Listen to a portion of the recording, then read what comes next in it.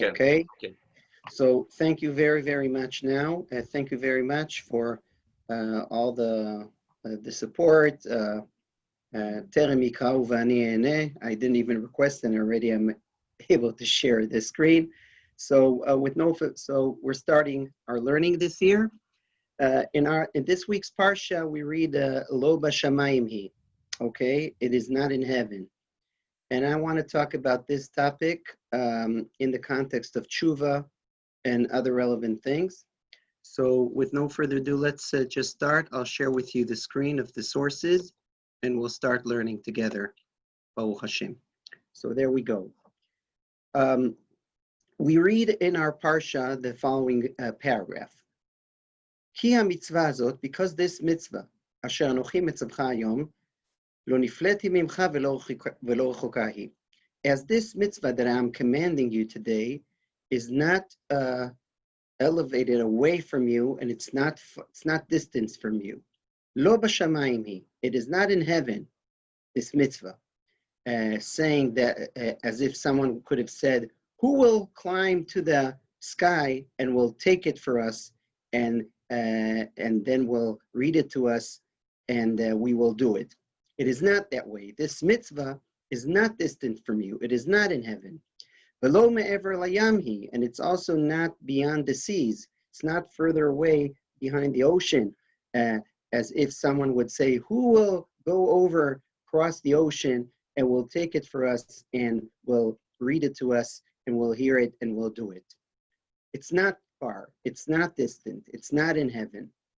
Rather, ki karov elecha davar me'od, it is close to you. It is near to you. This thing is close to you. Beficha uvilvavcha la'asoto. It's in your mouth and in your heart to do it. You have the ability to do it with your mouth and your heart. This is the paragraph. Okay? It is a very, very famous quote. Lo b'shamayim. It is not in heaven. Now, what is it referring to? You know, when we have an unseen, let's say in our bagrut, you know, I'm an Israeli, so we had a finals in English. So you're asked all kinds of questions. The word who refers to, yeah, you need to know what it is, what in the paragraph. Some words, who are they referring to? So let's say here it's written, Ki ha-mitzvah hazot, here I'll show you, Lo nifle lo b'shamayim hi. So, who is the he? Who is the she? Lo b'shamayim hi. What is it said that is not in heaven? In terms of grammar here, Hebrew grammar, what the word lo bash, the word he refers to? I'm asking everybody. It's an easy question. The word, okay, maybe it's not smart that I stopped sharing the screen. You want to look at it. So yeah, everyone sees the screen? Okay, so the word he, lo b'shamayim hi, it is not in heaven. This word it, lo b'shamayim hi, it refers to what? What is not in heaven? The mitzvah. The mitzvah. Great, absolutely. The beginning of the paragraph is ki ha-mitzvah hazot, because this mitzvah that I'm commanding you today is not far from you. It is not in heaven. No one needs to climb to the sky and bring it to you and read it to you. Rather, it's close to you. It's in your heart and in your mouth and heart to do it. So it's the mitzvah. So now my next question will be, what is this mitzvah? What is this mitzvah? What are we talking about? What is not in heaven? Unclear. Unclear.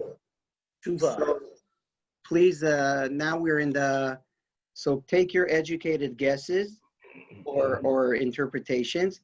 It says that this mitzvah is not in heaven. What? Chuva. Chuva? Why do you say chuva, Michael? Mitch? It's the last thing that we were talking about. Right. So one option to say that we're talking about the chuva. And why? Because as we'll see soon in the source sheet, the previous paragraph was talking specifically about chuva. What are the other options? After all, it is still, even though it appears right after the paragraph of Chuva, but it appears as an independent paragraph. So what's the other option? All the Torah, right.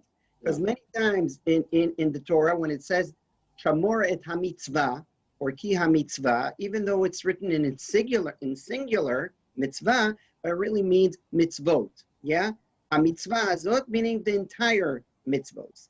Okay, so that's the second option. Now, why not just say simply like Mitch, that it refers to the previous paragraph? There is a reason for it, okay? There is a pshat, there are pros and cons in terms of pshat to each approach, as we'll see. Okay, let's now see what the commentators, the Rishonim, are saying about this. So Rashi, let's see what does Rashi understand? What is not in heaven according to Rashi? According to Rashi, what's not in heaven is the entire Torah. Yeah, Rashi says, Ki karov elecha advar me'od, HaTorah nitna lechem bichtav uve'al peh. Since the Torah was given to you, both written and oral, so it is accessible. So it refers obviously to the entire Torah. Actually, Rashi doesn't even talk necessarily only about the mitzvot. He talks about the Torah, maybe also Talmud Torah, the entire thing. Let's see the Ibn Ezra. The Ibn Ezra refers to the beficha uvilvavcha. What do we mean by, because the last verse in the paragraph that I also put in bold letters, Ki karov elecha davar me'od beficha uvilvavcha lasato. This thing is close to you. It is in your heart and in your mouth. So what does it mean in your mouth and your heart? So Ibn Ezra says, beficha uvilvavcha shekol hamitzvot ikaram halev. Because the main focus regarding mitzvot, after all, if you don't have the kavanah, then what did he really do? Are you a robot? So kol hamitzvot ikaram balev, that's bilvavcha. V'yesh mehem zecher bapeh l'chizuk halev. And some, you need to recite some words like kiddush, havdalah, davenings, all kinds of things are commandments that you're doing with your mouth. But here Ibn Ezra, and that's a position, not everyone agrees, he says, actually it says, the focus, he claims, that the main thing is the leiv, as a rationalist. And the main thing is the kavanah. And some are said in the mouth in order to strengthen the heart. V'yesh ma'aseh. And some mitzvot even requires actions. A lot of mitzvot, like taking a lulav, eating a matzah, putting on tefillin. And there is an action so that he will say in the mouth and then it will go into the heart. So it's here in very, very few words, Ibn Ezra actually says a position that is very controversial about how much really the target of everything is the heart. Not everyone agrees with it, but for our discussion, for the sake of our discussion, it doesn't matter. What I wanted to take from the Ibn Ezra is one very little thing, is that he clearly understands in Pshat, Ibn Ezra. Ibn Ezra clearly understands, like our second parish, not like what Mitch offered, that it refers to Chuva. Rather, Ibn Ezra says clearly, Kol ha-mitzvot ikaram alev, meaning that this whole paragraph is referring to the entire mitzvos, the entire commandments. Now let's see the Ramban. Ramban says, "V'tam ki ha-mitzvah hazot." Here, I'm with the cursor. "V'tam ki ha-mitzvah hazot al kol ha-Torah kula." Actually, what does it mean? Ha-mitzvah hazot, all the Torah. So Ramban's first interpretation is like Ibn Ezra and Rashi, that till now, Haverim, till now, what did we see? Till now, we didn't see even one position saying that it's the mitzvah of Chuva. Till now, we saw only both Rashi, Ibn Ezra, and Ramban, all of them agreed that it talks about the entire mitzvahs. It's not in heaven, it is accessible to you. It was referring to all the mitzvahs. That's what Rashi says, Ibn Ezra says, and Ramban says. But here Ramban offers another parish. After he mentioned Ibn Ezra and Rashi's parish, Tam ki ha-mitzvah azot al kol ha-Torah kula. But then he says, Vehanachon, but the correct interpretation in my eyes, says the Ramban, Ki al ha-kol ha-Torah yomar kol ha-mitzvah asher anochi mitzavcha hayom. Indeed, Ramban says sometimes when it says ha-mitzvah, it is referring to all the mitzvos. And that was way, way behind in Perek Chet. There was a verse, we're now in Perek Lamed. So Mamash in Parshat Ekev, it was said, or Va'etchanan kol mitzvah asher anochi mitzavcha hayom, all the mitzvah that I'm commanding you today, there, in this verse says, Ramban, it indeed referred to the entire mitzvah. But ha-mitzvah hazot, he makes a grammar distinction. He says, when it says kol ha-mitzvah, then it refers to the entire mitzvah. But here it says, hi ha-mitzvah hazot asher anochi mitzavcha hayom. So Ramban points out to the fact that there's this word, hazot. And this, it's a specific. And since it's specific, he says, no, it's not the entire mitzvos. The paragraph is referring to tshuva. אבל המצווה הזאת על התשובה הנזכרת. כי והשבות אל לבביך ושבת עד השם אלוקיך, these are previous psukim that were just before this paragraph of it is not in heaven.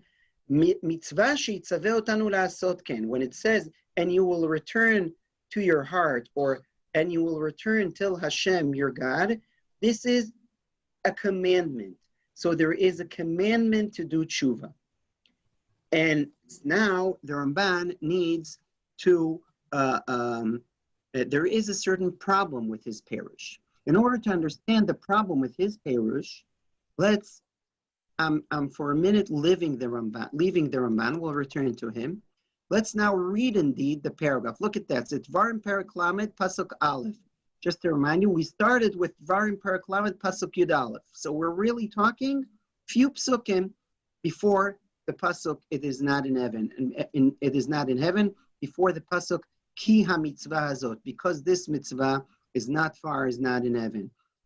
So let's see the paragraph that was right before it. V'haya, and it will be, when all these things will come to you, the blessing and the curse that I placed in front of you, V'hashevota elevavecha. You see, I bolded the critical words here. And you will return to your heart. When will you do it? Or you'll take it into account to your heart. Where? When you will be in Galus, when you will be around the Goyim that Hashem spread you there. And then what will you do when you will take things to your heart? V'shavta ad Hashem elokecha. You will return till Hashem your God. This is the paragraph in the Torah of Chuva. Yeah, when you will be miserable amongst the Goyim, then at a certain point you will take things into your heart, and then you will return till Hashem your God, and then you will listen to his voice, just as I command you today, you and your children, with all your heart and all your nefesh.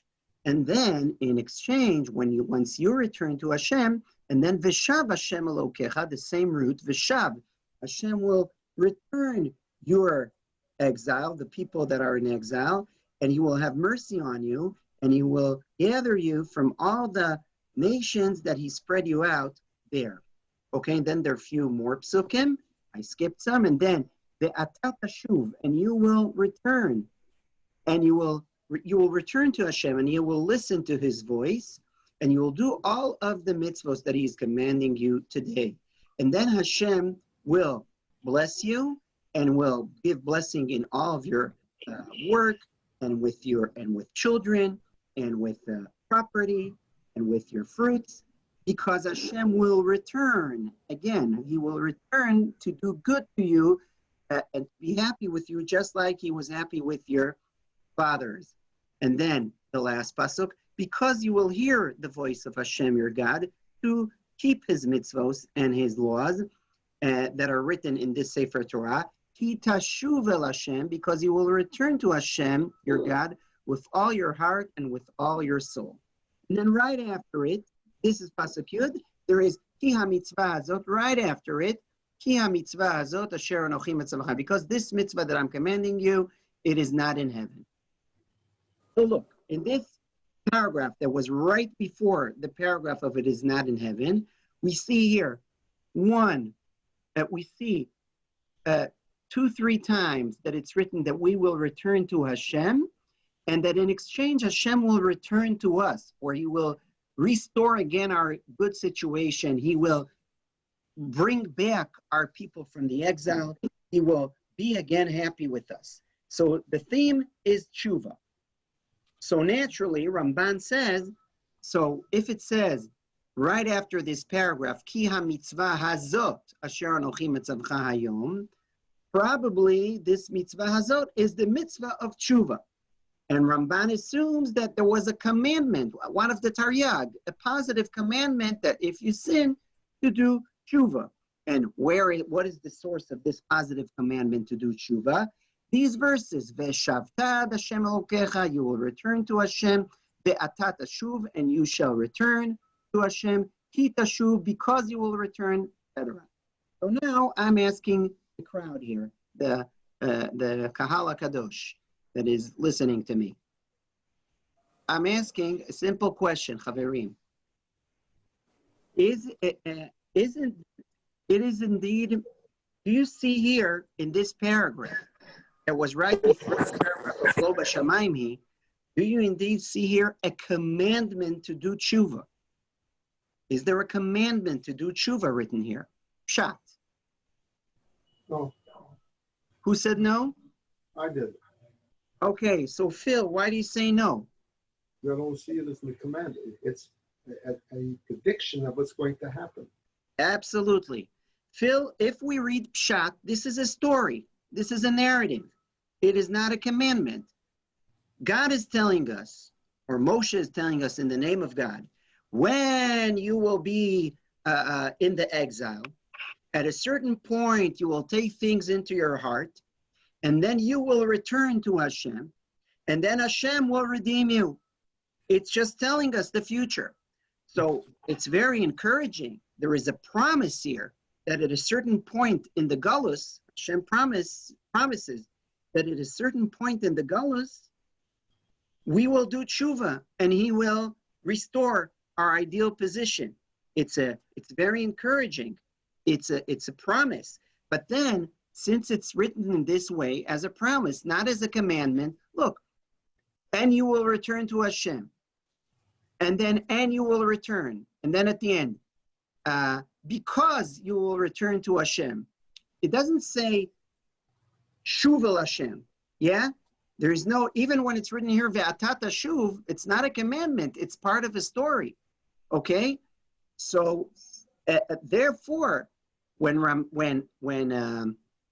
Mitch offered beforehand that Ki ha-mitzvah hazot is actually, Ki ha-mitzvah hazot is actually referring, that Ki ha-mitzvah hazot is actually referring to the mitzvah of Chuva. And why? Because it was said in the previous paragraph. Well, people will claim, no, it wasn't written as a commandment. Therefore, I must interpret Ki ha-mitzvah hazot like Rashi and Ibn Ezra interpreted, that Ki ha-mitzvah hazot is just a general statement regarding all the mitzvos that were commanded. So first of all, we understood now why Rashi and Ibn Ezra, despite the fact that this paragraph is right after the paragraph about Tshuva, why they interpreted it is not in heaven and all of this, as referring to the entire mitzvos. However, Ramban wants to interpret it dafka to Tshuva. And why? Because of what Mitch said. Because indeed, Ramban says, I can't ignore the fact that this thing is written right after a paragraph of Tshuva. And furthermore, it says ha-mitzvah hazot, alluding to something specific. Okay? So Ramban now will have to answer. Ramban will have now to answer. Just one second. I want to see. There was someone wrote here something in chat. So I'll see. Yeah. But I think always we try to answer why is it that way. So you'll see why Ramban indeed tries to answer it. And malasot, here it's not written as a commandment at all. It's written just as what will happen in the future. Not only a narrative. Makeh is written as a story, but it's in the context of commandments. Here it's a story telling you the future, not necessarily a commandment. Ramban is troubled by that question. And Ramban is saying the following thing. Ramban says, V'ne'emra, here I'm now, you see I'm in the fourth row in the Ramban. V'ne'emra b'lashon ha'beinoni, it was written in present tense to hint us that it's a promise, that this is the way it will be. And the reason for that, because even if you're spread and you're far away, you will still be able to return to Hashem, because there's nothing far from you, but rather it is close to you every place and everywhere. Ramban says, look, it is a commandment. In the previous paragraph, when it says, V'shavta ad Hashem Elokecha, V'shavta ad Hashem Elokecha is a commandment. When it's written, V'shavta ad Hashem Elokecha, it is a commandment, says Ramban. And therefore, when it says in the next paragraph, this mitzvah is not in heaven, it refers to Chuva. And Ramban says there is a need to write it as a promise, as an encouragement, because it wants to stress that even when you're far, even when you're very far from Hashem, you're not in Eretz Yisrael, even when you're amongst the Goyim, and the circumstances to do tshuva are the hardest ones, God encourages us that even when you're in the hands of the nations, you could still do tshuva and do all the commandments, because it's not far from you. It is close to you everywhere, every place, every situation. You're always able to do it because Hashem is always close to you. And that's the reason for this special encouragement. Ki karov elecha davar moed, because it is close to you. It is in your heart and in your mouth. And he says here, as he says here, what is beficha uvilvavcha? You remember when Ibn Ezra interpreted it as referring to all the mitzvot. So he says, some mitzvot is in the heart, some is in the action, la'asoto, some are in the action, some are in the mouth, some are in the heart. Comes Ramban and interprets this pasuk as referring specifically to tshuva, and that's easy. The mouth, what is the mouth regarding tshuva? Vidui. Vidui, exactly. So he says, Shitvadu et avonam ve'et avon avotam befihem. And then the heart, ve'yashuvu belibam el Hashem. You do the tshuva in the heart, and you will accept the Torah to do it for generations. Okay. So we have here two approaches: is whether it is not in heaven and it is easy to do, whether it refers to tshuva or it refers to the entire mitzvot. Now, let's explain the significance of it. Ramban already gave us a clue why it's so significant. We're now in the days of Elul. We're a week and a half before Rosh Hashanah. Tshuva seems to be a very, very hard task. I mean, someone who tries to do tshuva seriously. It seems something extremely hard. So the Torah needs to encourage you and tell you, look, it is indeed hard, but it's complex. It's also easy. You know, when you take the decision, you should know Hashem is close to you. Ani ledodi vedodi li. Hashem is close to you, and therefore, lo b'shamaymi. You think that it's in heaven to do tshuva? No, we're telling you clearly, lo b'shamaymi. Tshuva that seems to you so hard, it is not that way. This is the interpretation according to Ramban. Now, is it a commandment to do tshuva? This is a big machlokas, by the way. Ramban here takes a position that indeed one of the 613 commandments of tshuva in the Torah is to do tshuva. However, there is a machlokas between Achronim in the interpretation of Rambam, Maimonides, whether tshuva is a mitzvah. Rav Soloveitchik learned Rambam that he agrees with Ramban that it is a tshuva, that it's a mitzvah. However, the Rambam himself, and that's the reason why some Achronim understood that according to Rambam, only vidui is tshuva.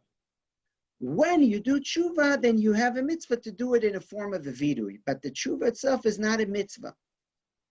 And apparently, according to their opinion, you can't command to do tshuva. Tshuva is something that is totally a thing that depends on will. It's kind of oxymoron to command it. That's one approach why it's not a commandment. Or one will say, I can't count it as a commandment because it's something that is referring to the entire Torah. It's mitzvah kolelet, what we call. It's something that is inclusive of the entire Torah. this way or that way, we have your two approaches regarding whether the famous term, it is not in heaven, rather it's close to you, it's in your heart and your mouth to do it, whether it refers to all the mitzvos or merely to tshuva. And if it's merely to tshuva, it has a special message for us in this time of the year. Now, let's learn a famous Talmudic story, and we'll see what approach did this Talmudic story take, and then we'll see that it's a little more complex as it seems at first glance. It's an extremely famous story regarding it is not in heaven. Let's learn it, and I'll share with you also a new pshat regarding this famous story. Let's read it together. It's a Gemara in Bava Metzia Nuntet. Tanan Hatam, there is a Mishnah. The Gemara here quotes a Mishnah. Katacho chuliyot, meaning he cut it. Someone cut it into particles, into parts, blocks. Okay, you cut.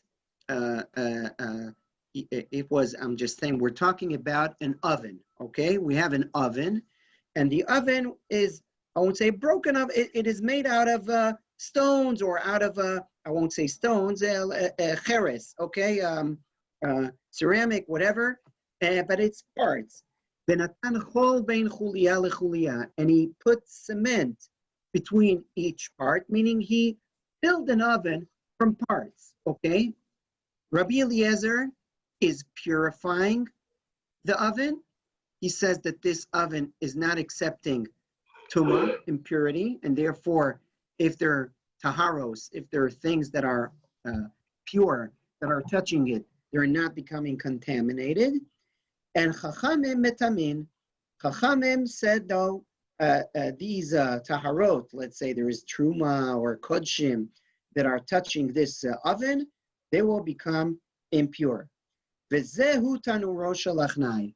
And this is the famous oven. This machloket between Rabbi Eliezer and the sages is the famous oven that is referred, and its name, its special name, this oven that is made out of particles when you put cement, sand between them to connect them. This is the oven of the achnai. Now the Gemara asks, "My achnai, what do we mean by achnai?" So the Gemara answers, Amar Rav Yehuda, Amar Shmuel, the Amora Rav Yehuda, second generation of Amoraim in the name of Shmuel, first generation of Amoraim. He says, why is it called achnai? Shikifu dvarim ke'achnazo v'tim'uhu.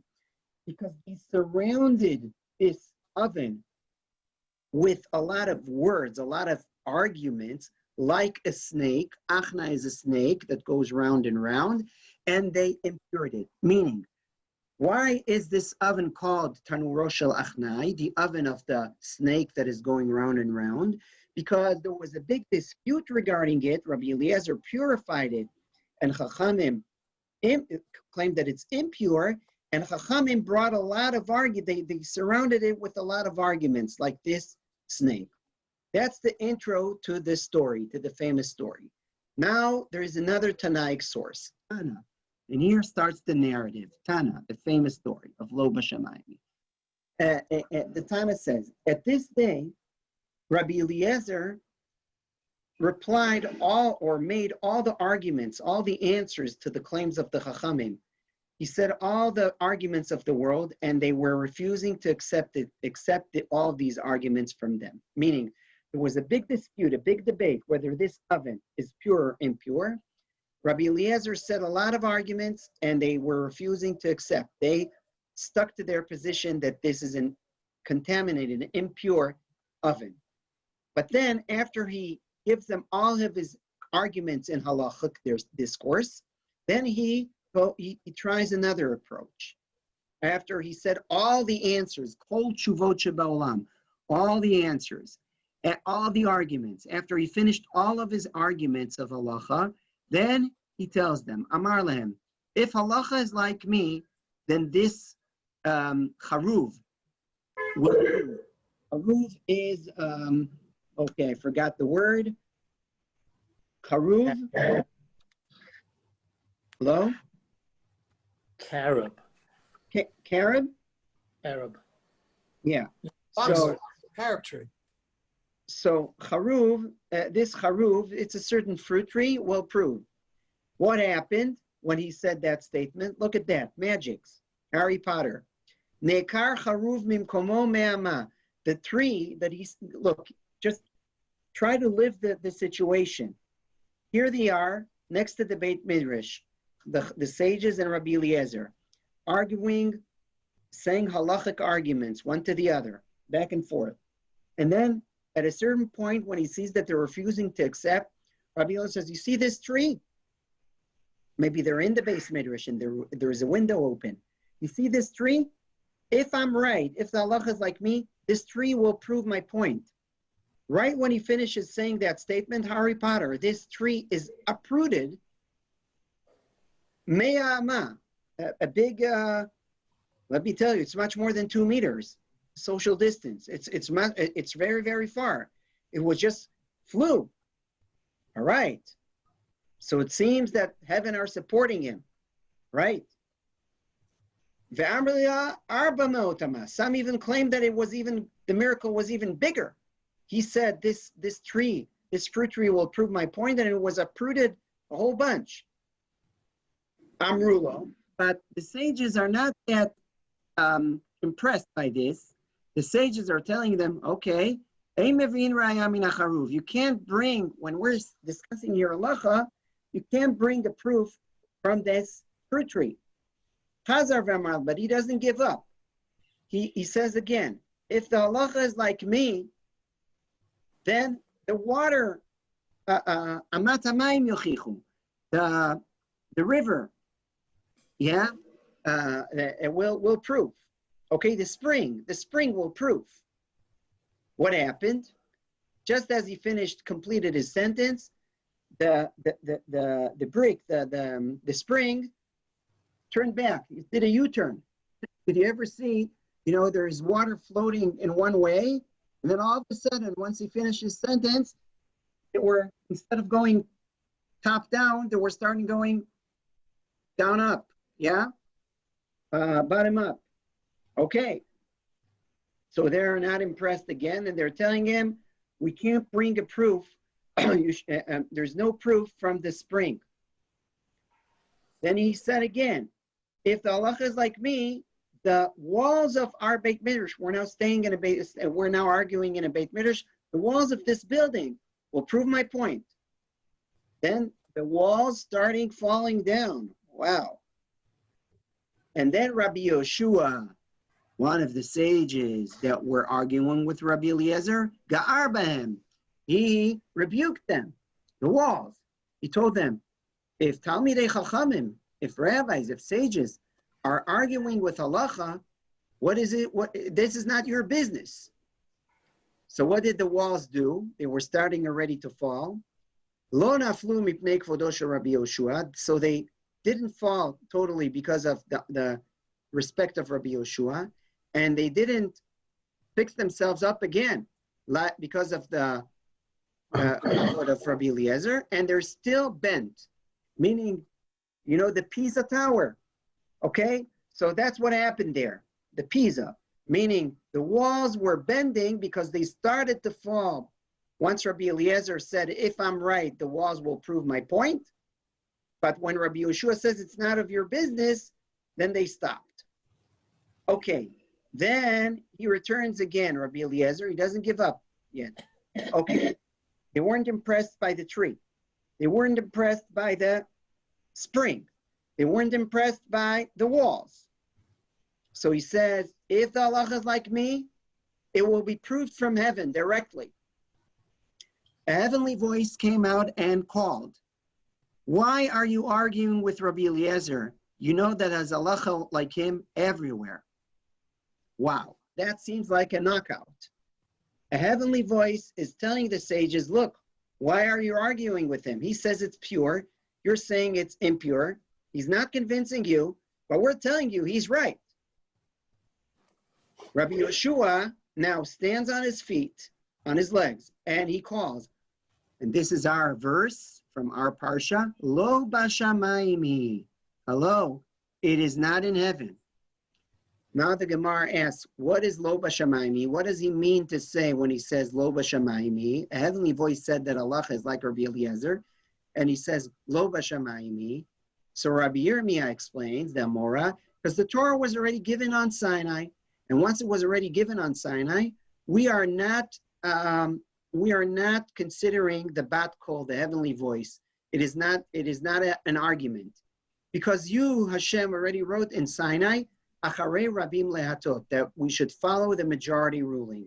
So the Torah was already given, and the rule was that when there is a dispute, we follow the majority ruling, and Lo B'Shamayim, a heavenly voice, is not an argument. Then Rabbi Natan found Eliyahu Hanavi. Rabbi Natan found Eliyahu Hanavi, and he said, tell me, what did HaKadosh Baruch Hu do at that time? Meaning when there was the heavenly voice saying, the halacha is like Rabbi Eliezer, stop arguing with him. And Rabbi Yoshua stubbornly said, no, we're not taking into consideration the heavenly voice, because it's written in the Torah, Acharei Rabim Lehatot, we should follow the majority ruling. So Rabbi Natan is asking Eliyahu Hanavi, what did Kadosh Baruch Hu do that way? So he answered him, Kadosh Baruch Hu smiled and said, my sons were victorious over me. My sons were victorious over me. That's the end of the famous story. Okay, it's a famous story, and probably you heard all kinds of things about it, but I think I will give you a little different angle on it. I'll start with the simple questions, or first I'll ask you guys, do you have any questions over this story? Or what is the most troubling question in my humble eyes regarding the story and the message of the story? It's disregarding the signs of the help of Hashem and his baked them lamala. It's just being very willful, and the Rabbanut today would die before they would go on such a statement. Okay, I want to comment on what Phil said. What is the problem? The message of the story, the simple reading. I'm talking pshat of the story. Then I'll tell you there are other commentators that deviated from the pshat exactly because of the problems that we'll present. Okay, but if we read the simple message of the story, it seems very radical. Because, and why radical? Phil said, the Chachamim, the bottom line is that Rabbi Yoshua and the Chachamim are ignoring the fact that Hashem tells that the halacha is like Rabbi Eliezer. Now, what's the problem with the fact that they're ignoring that? Why is that? I'm asking a simple question. Why is it surprising that the message of the story that one should ignore such a heavenly voice? It means that the discipline of the Torah, it can be put aside by majority vote. I would even sharpen this door. I'll ask, a preliminary question. Like a very, very basic question. I'll ask you, why are we doing halacha? Why are we doing mitzvos? Why are we doing mitzvos? The most simple answer. I'll give you a more complicated answer. We went into Golas and the Chachamim wanted to keep us busy. That's great, but I'm saying at the end of the day, I'll even say Torah Shebechtav, okay? We have Torah Shebechtav and Torah Shebal Peh, and then we have 613 commandments. We believe that who commanded us these 613 commandments? Who commanded it us? Hashem. Nachon.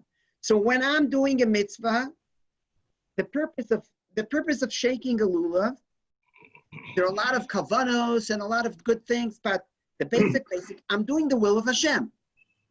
If Hashem wouldn't command me to take a lulav or to keep Shabbos, then I wouldn't do it. Okay? At the end of the day, the purpose of the mitzvot, at least the mitzvot that are bein adam lamakom, yeah, but the mitzvot are just avodas Hashem. Mitzvot are avodas Hashem. So wouldn't it make sense that the one that tells us that who's the halacha according to is Hashem? Meaning, If Hashem is telling us that this oven is pure, and the pshat of the story, I stress, the pshat of the story is that a heavenly voice came out and said, halacha is like Rabbi Eliezer, stop arguing with him. That's the pshat of the story, okay? So if Hashem tells us that the truth is that this tanur, this oven is pure, or that Rabbi Eliezer is right, so what's the purpose of doing a wrong halacha? What are you doing halacha for? Just to waste your time? You're doing it to do God's will. Where God expressed his will. If God expressed his will, how can you ignore that? I'll sharpen the question. The end of the story says before the smile of Hashem, before the line about the smile of Hashem, one line beforehand, there is an explication. The Gemara explains what does it mean, lo b'shamayim. It is not in heaven, therefore we're not paying attention to a heavenly voice, because it was already, Hashem already gave us the Torah, and Hashem, shekvar katavta, you wrote, speak to Hashem, you already wrote in the Torah, follow majority ruling. Fine, I'm not arguing with that. All the sages heard the heavenly voice, so now everyone knows the truth. Okay, let's take a vote, taking into consideration the heavenly voice. And why taking it into consideration? Because that's Hashem's will. There's no justification not to take it into consideration. But the purpose of halacha is to do the truth, is to do what Hashem wants. So no problem. It's written in the Torah that one should follow the majority ruling. Fantastic. All of us heard the heavenly voice. So now let's take a vote. Let's all vote according to the truth, i.e. the heavenly voice. And we'll all decide, according to majority ruling, that the tanur is pure, like Rabbi Eliezer. So I don't understand this. It's two separate things. The fact that you say we follow majority ruling, that has nothing to do with the fact that you're now telling me I ignore the heavenly voice because of it is not in heaven. What's the logic behind this? It doesn't make sense at all. I think that is exactly what you say, meaning all of the methods employed by Rabbi Eliezer were not natural, were against nature. Right. And even the bat kol is not a natural phenomenon. And I think the whole point of the story is to say that we cannot decide halacha based on incantations, based on all kinds of hocus pocus that cannot occur, that are impossible to occur in the olam hativ'i that was created by God. And therefore, the position of the Chachamim is even a bat kol, it's not part of the natural world. And we decide halacha based on logic that is founded in the world as we know it. And that's how it has to happen. Even though there may be people who feel that they have access to other worlds and other types of knowledge, that's not normative. And that's kind of what the story is trying to bring out. Harold, I agree with you that that's what the story is saying. There is only one problem that we need to explicate here, to further clarify and sharpen. Hocus pocus, all this, fine. When Hashem tells you what is the truth, and all the sages heard that Hashem said, this is the truth, then why are we ignoring that if the purpose of us is to do what Hashem thinks is true? He's testing them. Now, Benny is saying testing. Look, this I see already. I'll categorize the interpretations of this story to two groups. One group is so troubled by my question that it minimizes the radicalism of the story. And what Benny says is one attempt to say, look, Hashem thinks that the truth is really like the sages. but he's testing them. Or another approach we see in one of the interpretations of the Maharal and others, a bat kol, a heavenly voice, is not really what Hashem thinks. Or another approach is to say, it says, if you'll read carefully the words, they say, why are you arguing with Rabbi Eliezer? The halacha is like him everywhere, b'chol makom. So they meant everywhere, but not necessarily here. So all of these, I will call them apologetic interpretations, are exactly in order to minimize the radical message of the pshat of the story. Can I give The story, the pshat of the story is radical. The pshat of the story is that Hashem said, Hashem represented by the heavenly voice, that in this specific case, the truth is with Rabbi Eliezer, and yet still, because of lo b'shamayim, we ignore it, and we rule halacha according to the halachic discourse, logic halachic discourse between the rabbis here. Yeah. We could also say, because there was an argument, they were machmir. They basically said it was not, that it's not tahor. And if you say that, it would be simply a statement that there was doubt for all the reasons expressed. So it was not an assay, it was a lo taseh. But look, again, Hashem told them there is no basis for a chumrah when Hashem tells you that it's not valid. Okay? With all the respect, there is no basis for it. That's one. B, I think that it's not that simple to interpret here who's machmir and who's mekel, because there are all kinds of implications, whether the oven is pure or not pure, that can twist it around. At any rate, I'm just saying, the message is radical and still needs further explication. I agree with Harold that tachlis, what's written, and that's why I said there's a whole set of apologetic interpretations in order to avoid that radical conclusion. But the pshat is that not only that we don't follow magics, that's okay, but even when Hashem tells us, we have, and by the way, it's not one person that has access. All the sages heard that heavenly voice. We still believe that there is like a deal here. Hashem gave us the written Torah, and Hashem told us his will is that we are in charge of interpreting the oral Torah, and only us, and he cannot intervene. Even if in the heavenly standards, it's a mistake. So that's a radical conclusion, and we need to further explain if there's any logic in such a radical conclusion, which is the pshat of the story. So now, but I'll go one step backwards, and I'll ask, when Rabbi Yeshua says here in the story, lo b'shamayim, is he referring to tshuva? You remember we started the shir with a machlokes, whether it's tshuva, lo b'shamayim, that's Ramban, or Rashi and Ibn Ezra, it's the entire Torah. It seems that the story here understands that lo b'shamayim is what? Not tshuva. Not tshuva, exactly. We're not talking here about tshuva.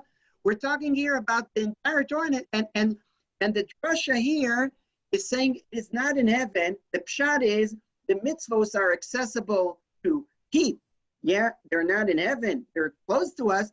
Here, the sages interpreted it as not in heaven, meaning that legislation of Torah Sheba'al Peh, interpretation of legislation of halacha and Torah Sheba'al Peh of all the mitzvot is not in heaven. It is here. Okay?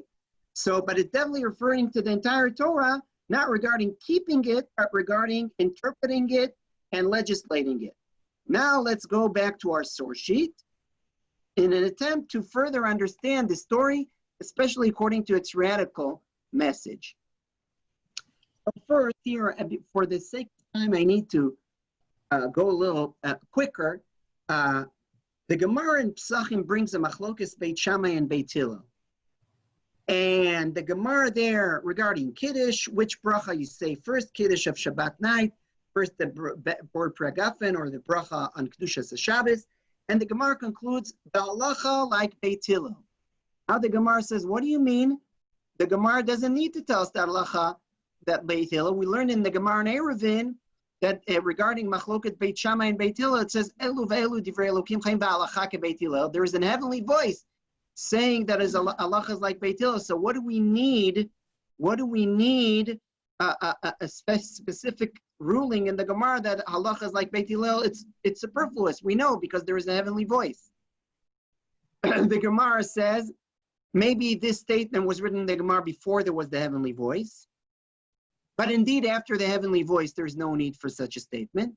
And then maybe it's after the heavenly voice, but it follows Rabbi Yeshua's position that is saying that we're not paying attention in halacha, in terms of psikat halacha, to a heavenly voice.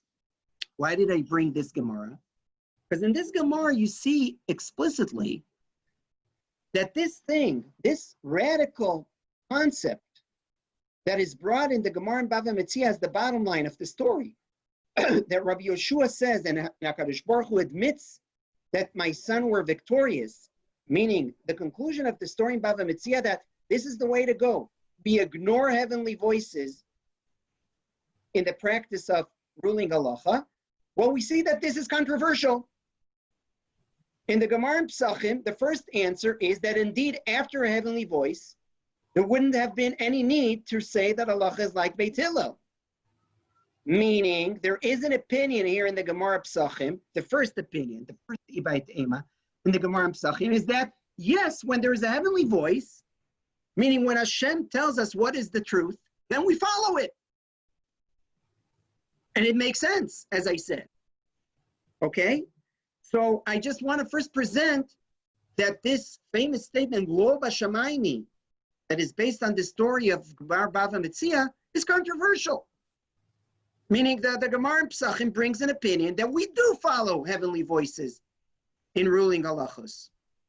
And actually, we can understand that position. That position that we further need to make an effort to understand is Dafka, the position that says that despite that Hashem is telling us what is the halacha, we still ignore it. That requires an explanation. Okay, there is a Tosfos here. Obviously, Rabbi Yeshua holds that we don't listen to bat kol. Of course, Rabbi Yeshua holds that. That's the same Rabbi Yeshua. No, Rabbi Yeshua holds that we are not following a bat kol. Right, I'm saying that's the same. Wait a minute. Chevre, there's no argument here. Rabbi Yeshua says we're not following a heavenly voice. It's written both in Bava Metzia and in Psachim. But the first opinion, the first Ibait Ema in the Gemara Psachim, Ibait Ema Kodem Bat Kol, this opinion holds that we do follow a heavenly voice. Simple as that. So we see that in the Gemara we have two opinions regarding the matter. Simple. Okay.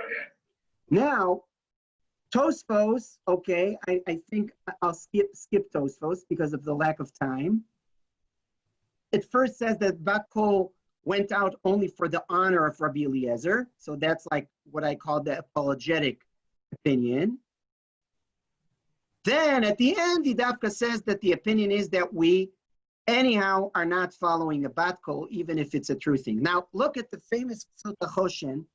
Sota Choshen was a giant, Rabbi Aryeh Leiba Cohen, the famous Acharon, interpreter of Choshen Mishpat in Shulchan Aruch, the Lumdish book that in all the yeshivas they're learning. So it's a very Lumdish book on Choshen Mishpat, but the Ksot writes an intro, and look at his famous intro to his book.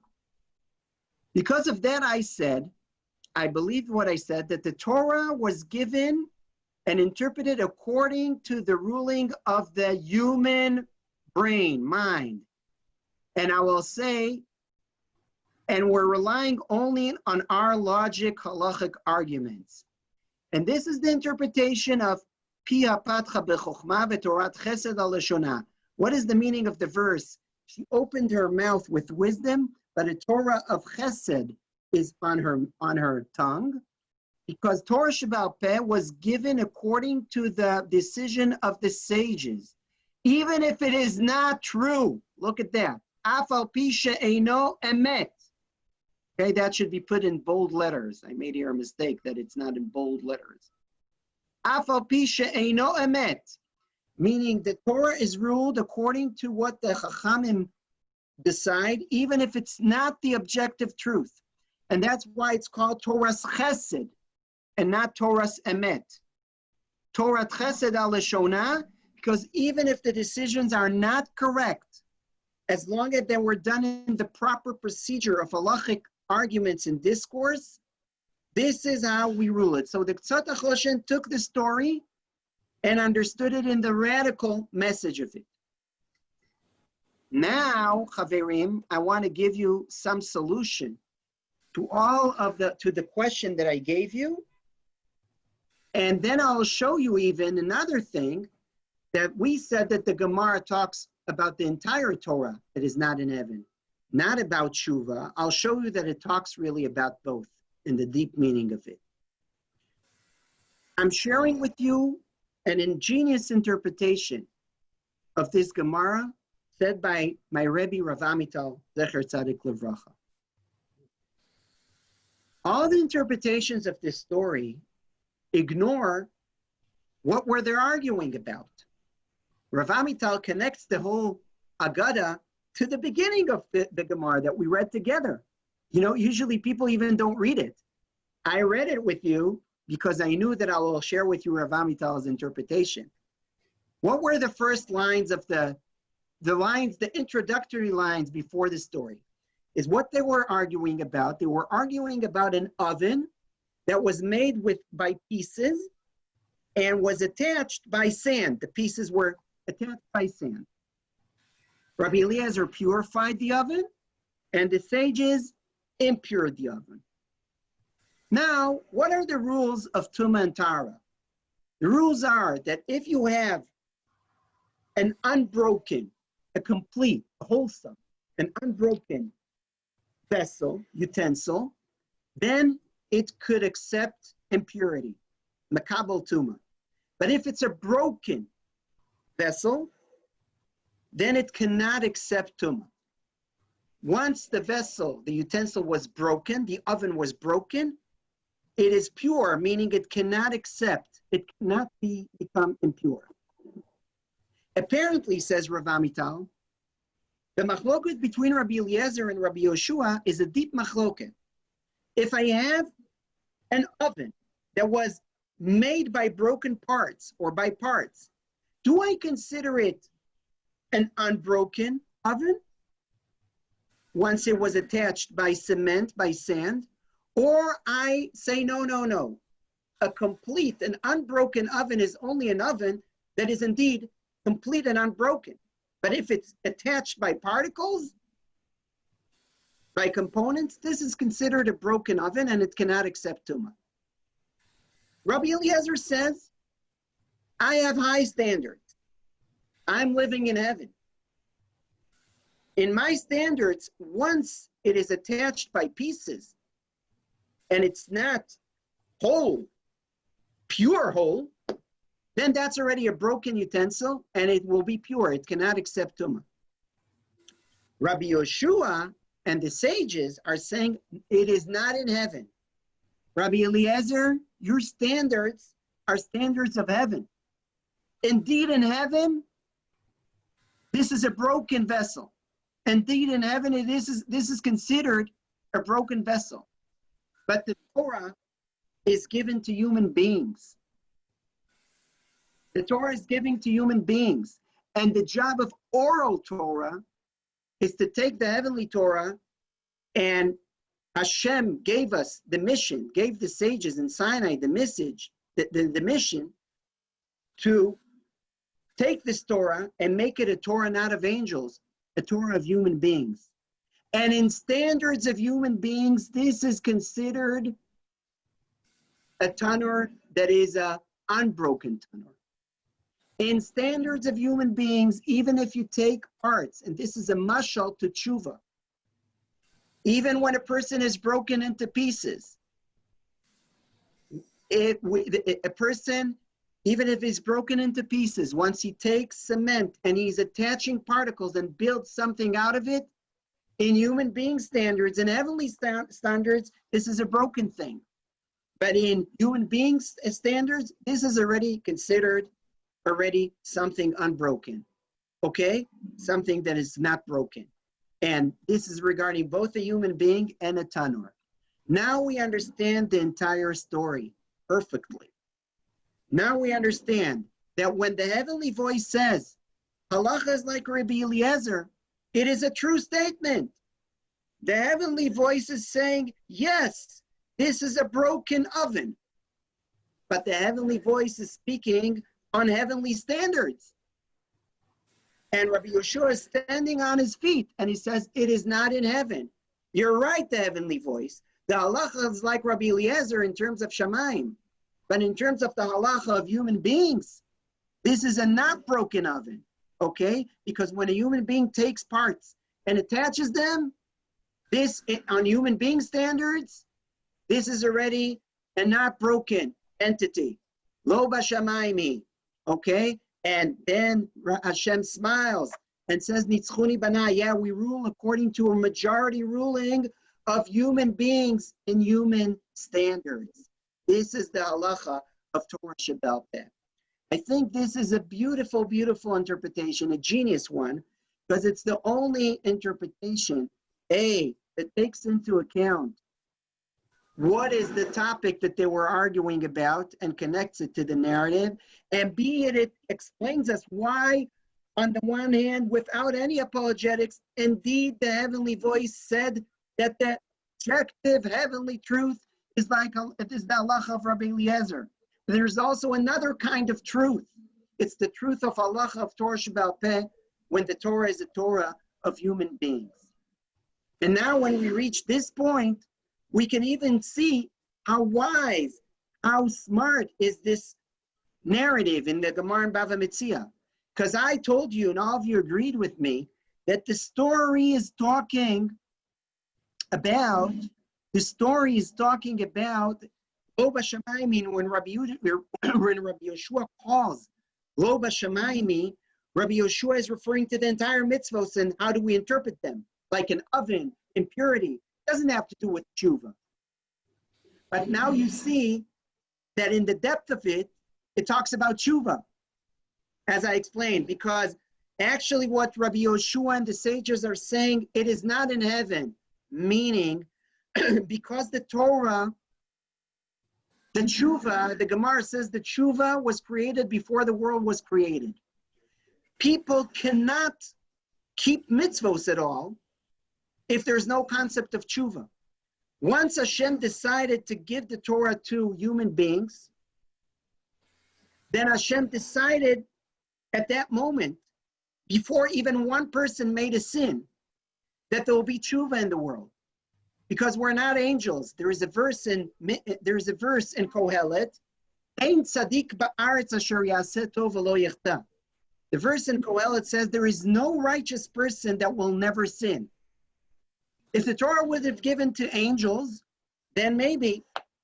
But since the Torah was given to human beings, it is inevitable. Every person at one point of his life will fail. Kohelet acknowledges that. Now Hashem understood it, but Hashem said, okay, I want to create a world where I'm giving human beings the Torah, and I want to see that even if they fall, they know how to stand up, and they're encouraged, and they know that I'm close to them, and they know that it's not in heaven, and it's in their heart and their mouth to do it. And therefore, because of that, because tshuva is an inherent component, that a precondition, tshuva is a precondition to giving Torah to human beings. That's what I'm explaining. And therefore, in human being standards, when one is broken and he's taking the pieces and attaches them, that must be considered already a not broken vessel, something that is accepted. Therefore, the basis for interpreting tanur as pure, as impure, the basis for the interpretation of the Chachamim, that it's an impure, that lo b'shamayim, the basis for interpreting that is really the concept of tshuva. Therefore, you see how, in a very, very deep way, in a very deep way. The story tells us that Lo Bashamaymi is referring to the entire Torah, but it's also specifically, this is on the basis, the fact that human beings are interpreting the Torah according to human being standards and that the standards of what is completeness, of excellence, are human being standards, are not heavenly standards. This is all based on Lo Bashamaymi as referring to Chuva. Now I'll see, so in a very interesting way, Rav Amital's interpretation here makes a link between Lo Bashamaymi as referring to all the mitzvos and as referring to Chuva. I'll read now the chat. This is dangerous path as it opens door to conservative and Reform Judaism. No way.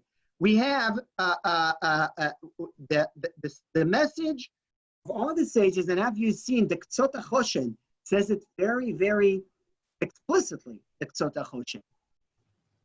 We have the rules that we're giving on Sinai as to the 13 Midot and others as to how to interpret the Torah Shebichtav.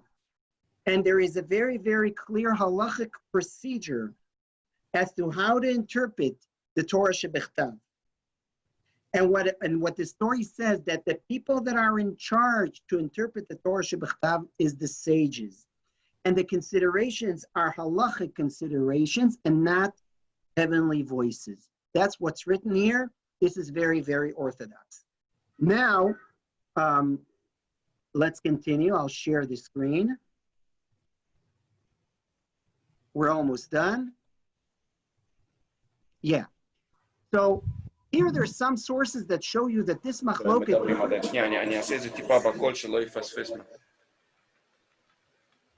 I have 2 more minutes.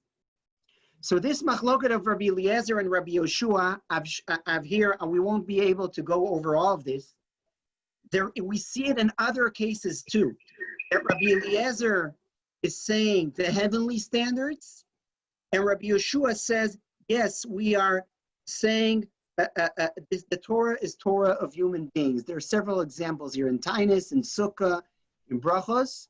I want to go to the last source, the Gemara in Eruvin. Actually, I'll say just one source in this context. In the Gemara in Rosh Hashanah, there's a machloket. Rabbi Eliezer says that the world was created in Tishrei. We're a week and a half before Rosh Hashanah, so I can't skip this source. Rabbi Eliezer says that in Tishrei the world was created. Rabbi Yoshua says that in Nisan the world was created. Perhaps this is the depth of the machloket. If we're speaking about the objective truth, the universal objective truth of God, from God's perspective, the world was created in Tishrei. If we're speaking about the human beings, then Am Yisrael was created in Nisan. So that's why Rabbi Yoshua says, really, in Nisan, the world was created. Okay, let's now go to the Gemara in Eruvin. The Gemara in Eruvin also quotes the verse Lo Bashamayim. Rashi brings it on the spot in our parsha. He says, the Gemara in Eruvin, I'll say it orally, the Gemara in Eruvin says that they make an inference. It says, this mitzvah is not far. It is not in heaven that you need to climb in heaven. So the Amoraim makes an inference. That means that had it been in heaven, you would have had the obligation to climb to heaven. Thank God it's not in heaven. Torah is saying you have luck that it's not in heaven. But your commitment should be so strong, you should infer from here that had it been in heaven, you're required to climb to heaven to get it. So the inference that the sages are doing is something very demanding. Now, I was asking all the time, there's such a gap here between the temper of the oral Torah and the temper of this of the written Torah and the temper of the sages here in the oral Torah, in the Gemara and Eruvin. The written Torah says, is calling us down. Look, it is not that hard. It is not in heaven. Don't worry. It's close to you. It's accessible. That's the temper, the mood of the written Torah. And look at what the sages make out of it in the Gemara and Eruvin. Hey, you should infer from here that hadn't been in heaven, you're obligated and expected to climb to heaven. A very demanding statement. So how do we reconcile the mood of the written Torah here and the mood of the oral Torah here. So look at what the Sfat Emet is saying in our Parsha. In the name of his grandfather, the founder of the Gera Hasidus, Adoni Aviz Keni Egid, on the verse Lo Bashamayim, that one who wants with all his heart to cling to the Torah, and that means that even if it was in heaven, he would search after it, as Rashi here quotes in the name of the Gemara. One who is willing to do that, for him, it's really close. And everything is after the effort. It is getting closer to you till it gets very close to you that it seems that it was never distant from you. And without any effort, then it seems very far. Look at this deep statements and we'll conclude with that. Just like in relationships between husband and wife, a love story. Something could seem very, very far. If you're willing to climb to heaven, then it's really close. Paradox here. The Sfat Emet wisely reconciles the temper of the Torah Shebechtav and the Torah Shebapeh. It is not in heaven.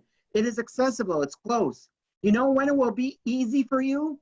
Accessible, close, not in heaven. If you will have the will, the effort, the energy, the mindset. If you're willing even to climb to heaven for that, you have the desire even to climb to heaven. You're willing to work hard to come close to Hashem. If you're saying, I'm willing to come close to Hashem, even if it requires of me to climb to heaven or to cross the ocean, if you're really being that thing, then it will become very, very easy. Everything will be very, very close. Then lo b'shamayim. So I think this is my bracha for Rosh Hashanah, that we'll have Bezrat Hashem a happy year, a good year, a healthy year. Tichle shana v'kilelotea, that the year and its curses will pass, will finish. Tachel shana, a year will start with its blessings, and our efforts now in Elul, ani ledodi v'dodi li, is to acknowledge the fact that the Torah is a Torah of human beings, not of angels. The Chuva is a human project. The Chuva is not an angel project. The Chuva is a human project. Hashem understands that there is no righteous person that will never sin. And Dafka, because of that, we're required to give us biggest efforts, to be willing to the biggest commitments. And if you will have that desire, then believe it, you'll see that it's actually much more simple and much closer than you think. As Rabbi Yehuda Halevi says in his song, I went out to get you, and I went out in order to greet you, then I found you coming close to me. Shana Tova. Shana Tova. Thank you. Thank you.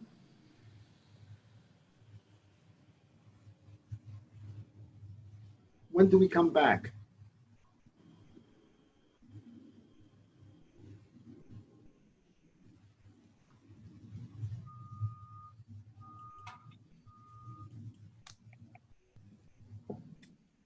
At 10:45. Okay. 10:45.